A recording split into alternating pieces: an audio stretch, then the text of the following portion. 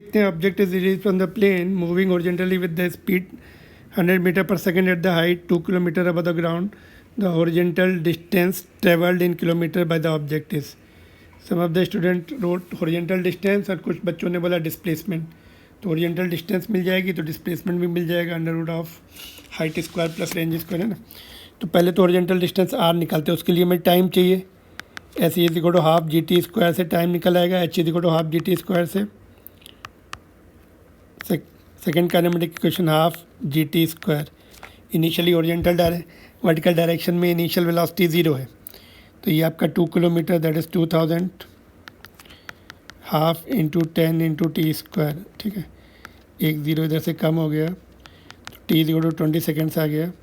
तो oriental distance R is equal to u into T. U कितना दिया है ओरिएंटल 100 इंटू टाइम 2000 मीटर. ये आंसर आ गया पहला पार्ट है ना. लेकिन अगर डिस्प्लेसमेंट पूछा है तो अंडर इसको 2 किलोमीटर भी लिख सकते हैं. तो under root of H square plus R square, ये एच है तो 2 किलोमीटर्स और 2000 रूट 2 मीटर्स. तो डिस्प्लेसमेंट भी आ गया, डिस्टेंस भी आ गया, हॉरिजॉन्टल डिस्टेंस भी आ गया. Whatever the option was there you can just pick up the right option. जो भी पूछा है लिख सकते हैं ना. ठीक है, यहाँ पर देखो हमने हाफ जी टी स्क्वायर ही यूज़ किया. ये इनिशियली वर्टिकल डायरेक्शन में component of velocity is 0, u y is 0 है ना.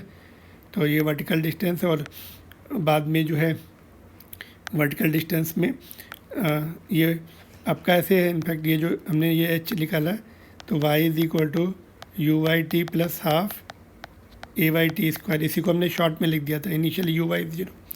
ठीक है, चलिए आगे बढ़ते हैं. Hope it is clear. Next question पे चलते हैं.